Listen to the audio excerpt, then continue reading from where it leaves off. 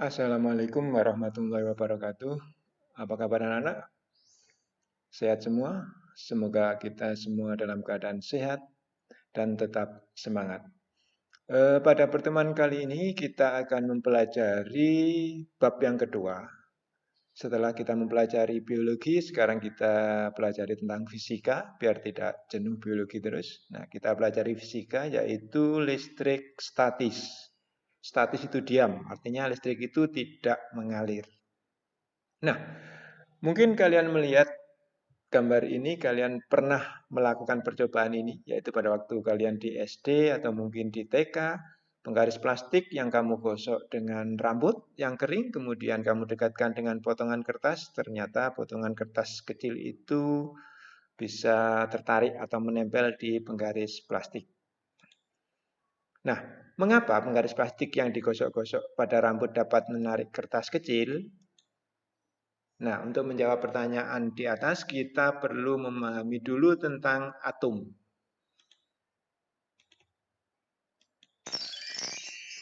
Atom.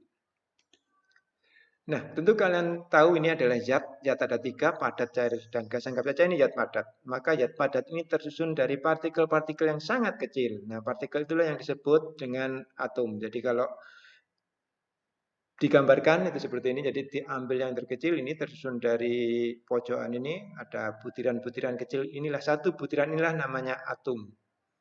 Nah, kalau satu butiran ini diperbesar, maka akan seperti ini. Ada bagian tengah, ini namanya inti atom, kemudian ada elektron yang selalu bergerak mengelilingi inti atom. Nah, partikel yang bagian tengah tadi, inti atom, itu terdiri dari dua partikel, yang satu namanya proton dan yang satu namanya neutron. Sedangkan elektron ada di kulitnya di bagian luar.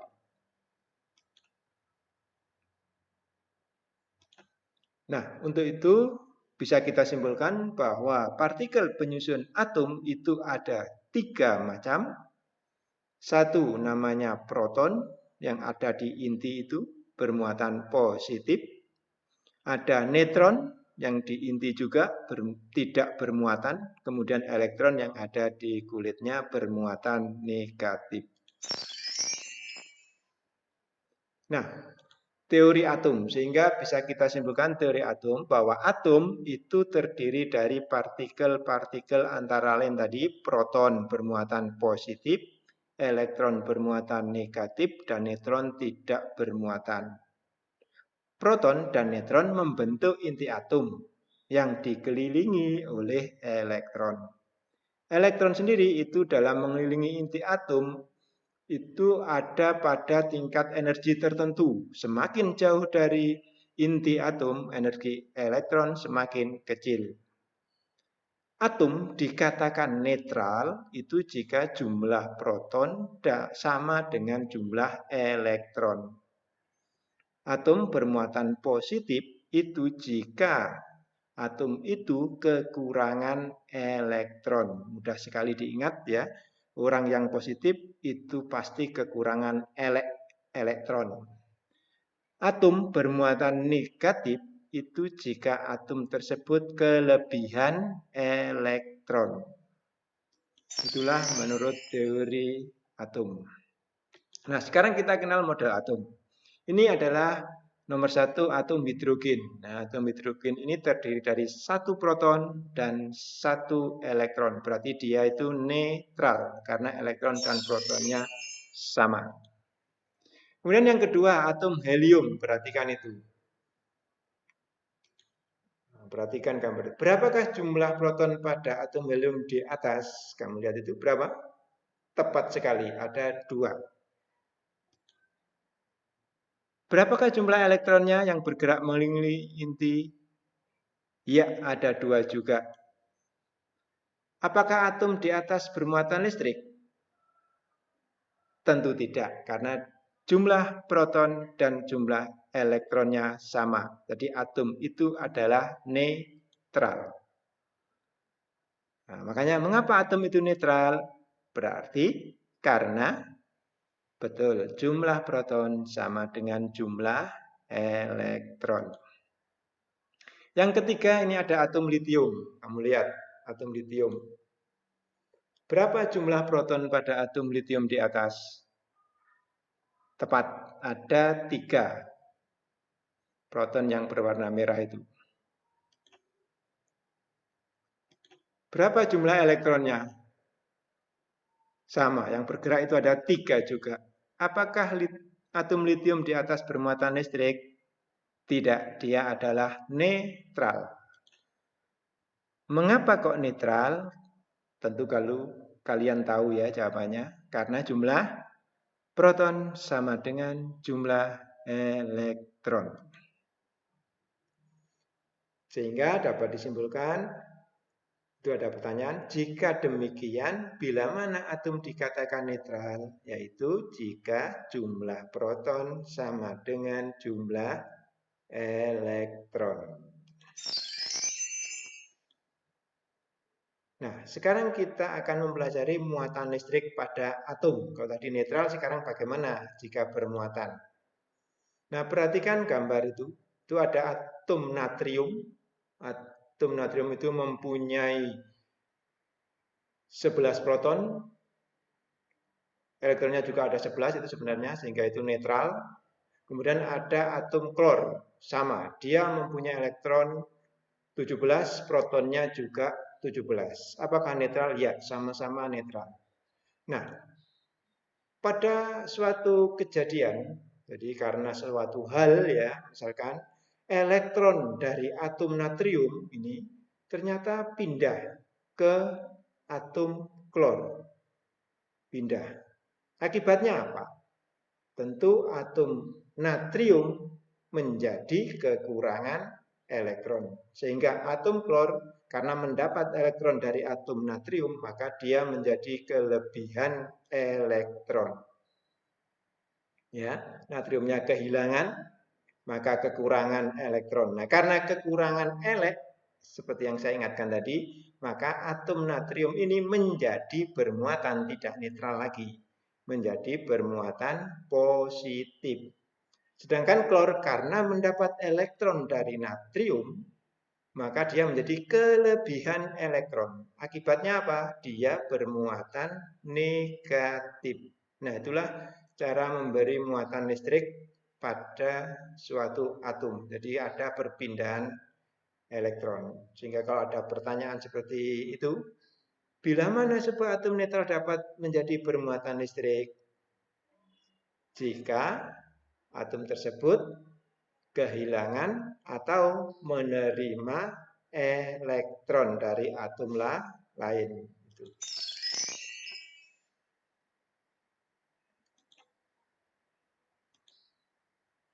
Nah, ini ada beberapa pertanyaan. Bila mana sebuah atom netral dapat menjadi bermuatan? Apa jawabannya?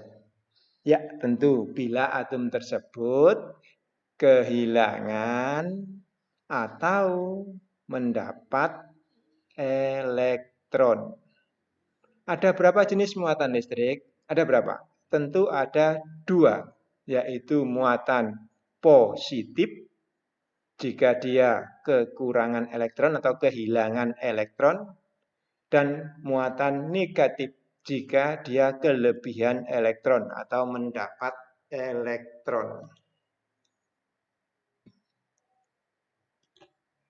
Nah ini, bila atom kehilangan elektron, maka atom tersebut akan kekurangan elektron dan menjadi bermuatan listrik apa? Positif, betul. Sebaliknya, bila atom menerima elektron, maka atom tersebut menjadi kelebihan elektron. Dan tentu menjadi bermuatan listrik apa? Tentu kalian tahu jawabannya, yaitu apa? Negatif. Nah, sekarang bagaimana membuat benda netral menjadi bermuatan? Nah, ini seperti yang kalian lakukan di gambar tadi, di awal pertemuan tadi. Ini ada penggaris plastik dan kain wol. Jadi kain wol ini kain yang kasar. Nah, kalau penggaris plastik digosok dengan kain wol, jadi kalau digosok, ini sama-sama netral, artinya jumlah proton dan elektronnya sama. Kalau digosok, maka yang terjadi penggaris plastik ini akan menjadi bermuatan negatif karena mendapat elektron dari kain wol. Sebaliknya, kain wol ini bermuatan positif karena dia kehilangan elektron. Elektronnya berpindah ke plastik. Sehingga kesimpulannya itu ini. Jadi plastik yang digosok dengan kain wol, maka plastik akan bermuatan listrik negatif. Karena elektron dari kain wol pindah ke plastik. Itu. Ini sering keluar di ujian kalau zaman dulu ada ujian nasional. Nah, sekarang berikutnya. Sekarang kita pelajari cara menjadikan benda netral menjadi bermuatan positif. Ini biasanya menggunakan kaca dan kain yang lembut, halus, yaitu kain sutra. Kalau tadi plastik digosok dengan kain yang kasar, maka kaca ini harus digosok dengan kain yang halus, yaitu kain sutra. Kalau ini digosok, maka yang terjadi adalah elektron dari kaca itu sebagian pindah ke kain sutra. Karena kaca kehilangan elektron, maka dia bermuatan positif. Sehingga dia menjadi kekurangan elektron. Sedangkan kain sutra, karena dia mendapat elektron dari kaca, dia menjadi bermuatan negatif. Karena dia mendapat elektron dan akhirnya kelebihan elektron. Sehingga kesimpulannya, ini kaca yang digosok dengan kain sutra, maka kaca akan bermuatan positif karena elektron dari kaca pindah ke kain sutra. Itulah cara membuat benda netral menjadi bermuatan dan ini sering kali keluar di soal-soal ujian atau soal-soal tes. Nah, sekarang kita pelajari interaksi antar muatan listrik. Kita tahu tadi misalkan di sini ada kaca yang sudah digosok dengan kain sutra, didekatkan dengan kaca lain yang juga sudah digosok dengan kain sutra. Kalau didekatkan ternyata terjadi gaya tolak menolak. Ini ditolak sehingga ini pindah ke sana. Kesimpulannya, muatan listrik yang sejenis positif dengan positif jika didekatkan akan saling tolak menolak. Kaca dengan kaca atau penggaris plastik dengan penggaris plastik itu sejenis, maka akan terjadi gaya tolak menolak.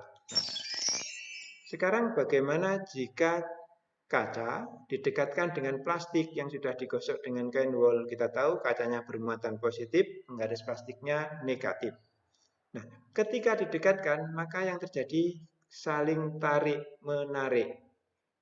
Sehingga kesimpulannya muatan listrik yang tidak sejenis bila didekatkan akan saling tarik-menarik. Itulah interaksi antar muatan listrik. Jadi mudah diingat kalau yang sejenis pasti tolak-menolak, yang tidak sejenis tarik-menarik.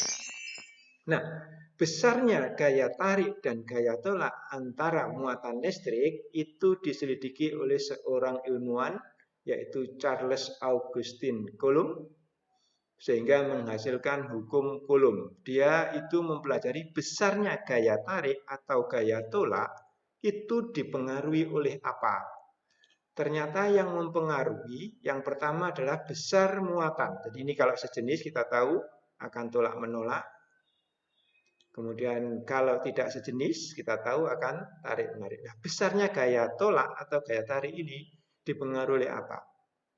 Ternyata yang mempengaruhi yang pertama adalah besar masing-masing muatan. Semakin besar muatannya, gayanya semakin besar. Itu dikatakan sebanding. Sehingga besar gaya tarik atau gaya tolak antar muatan itu sebanding dengan besar masing-masing muatan. Apakah hanya muatannya yang mempengaruhi? Ternyata tidak. Yang mempengaruhi jaraknya juga. Tetapi jaraknya kalau semakin jauh, gayanya semakin kecil. Artinya apa? Kalau jaraknya bertambah,